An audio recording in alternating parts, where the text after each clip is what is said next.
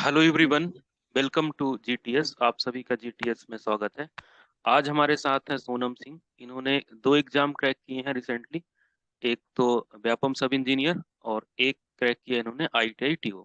ITI TO में भी इन्होंने दो एग्जाम क्रैक किए हैं, एक इंजीनियरिंग ड्राइंग का, I think, right Sonam, yes sir. और एक फिटर का।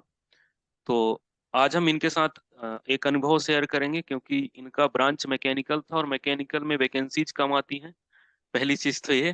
दूसरी चीज, हम्म। मैकेनिकल में बच्चा उतनी तैयारी नहीं करता, और तीसरा ये भी है कि कट ऑफ भी इसका ज्यादा जाता है, क्योंकि वैकेंसी कम होती है तो कट ऑफ ज्यादा जाता है। तो congratulation Sonam for selection in ITI TO and Vyapam सब इंजीनियर। Thank you sir.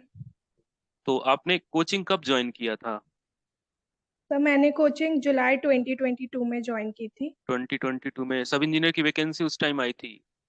हाँ सर, उसी समय की थी। अच्छा, उसी के लिए ज्वाइन किया था। उसके बाद आपने आईटीआई टीओ और सब इंजीनियर की एग्जाम, सिर्फ दो ही एग्जाम दिए? Yes sir. और एसएससी एसएस जेई प्री भी दिया है सर।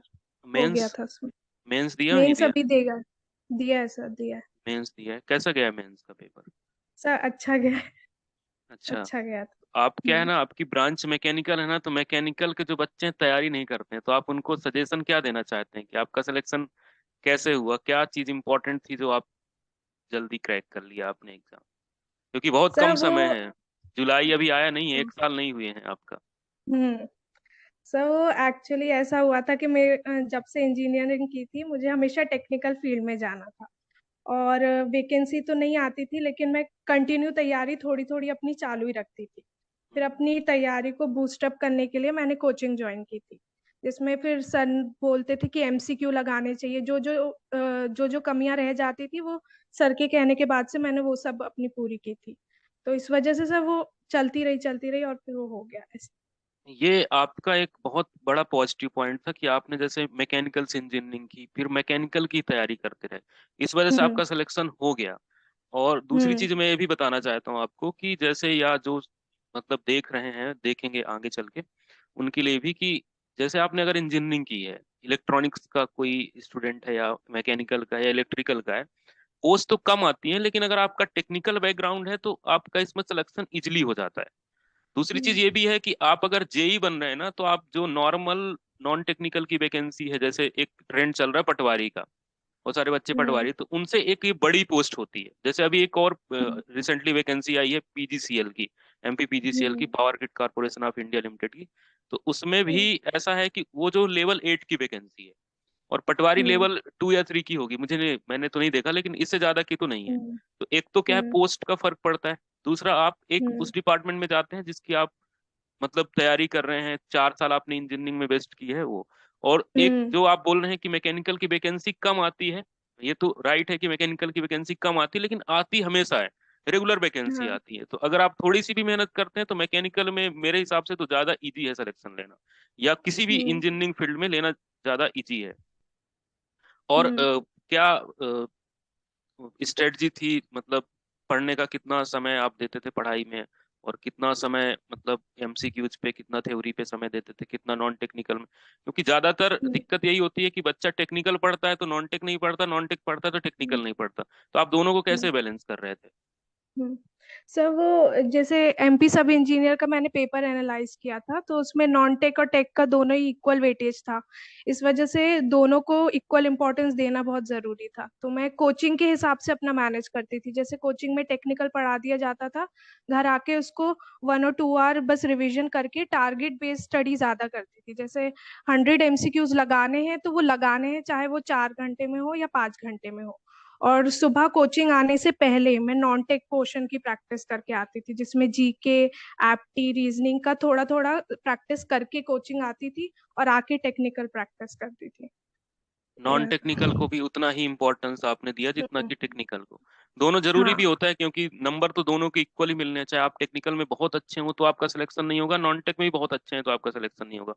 दोनों को बैलेंस करके चलना पड़ेगा। और इसमें तो जैसे यूजुअली टेक तो usually technical students non tech को बहुत ज्यादा इग्नोर करते हैं, और हाँ, वही वो रीजन होता है ज्यादा वो इग्नोर होता इग्नोरेंस उस बच्चे को ले डूबता है।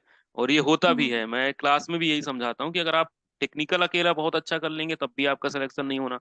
नॉन टेक भी आप बहुत अच्छा कर लेंगे तब भी आपका सिलेक्शन नहीं होना। दूसरी चीज ये है कि आपको बहुत ज्यादा नहीं पढ़ना होता, क्योंकि आप जिस चीज की तैयारी कर रहे हैं, जैसे आप जेई की तैयारी कर रहे हैं, तो जेई में हम्म। आपको, मुझे नहीं लगता कि ज्यादा पढ़ने की जरूरत है, टेक्निकल को भी कि बहुत ज्यादा डीप स्टडी की जरूरत है।